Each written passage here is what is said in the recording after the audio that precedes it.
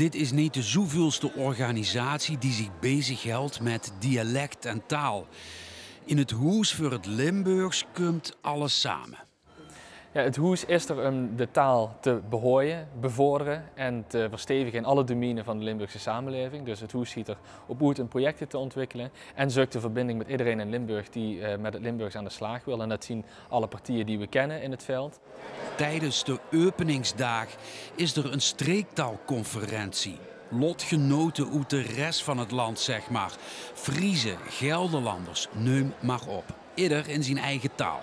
Ja, als je natuurlijk kijkt naar Friesland, die zijn natuurlijk een stuk weer. Die hebben ook een andere situatie natuurlijk. Maar het fijne is dat we veel contact hebben met hen, dat we heel veel kennis uitdelen, ervaringen van elkaar overnemen en ook van elkaar kunnen leren en inspireren. Ja, een kruisbestuiving op zich gewoon Limburgs. Ja, dat is het beste woord eigenlijk voor vandaag wat hier nou is. Vanuit heen weer projecten gestart, campagnes gevoerd en wordt gelobbyd. Dat is het plan. Wat is de ideale Limburgse wereld voor dich? Dat zul je een wereld zien waarin we allemaal bewust zijn van het feit dat we met het Limburgs en die meertaligheid die erin in schuilt, dat een kracht is.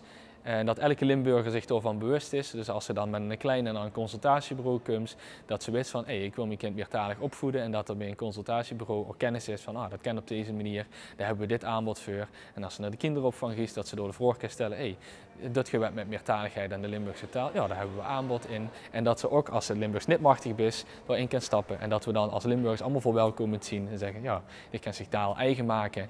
En wees welkom in het Limburgs.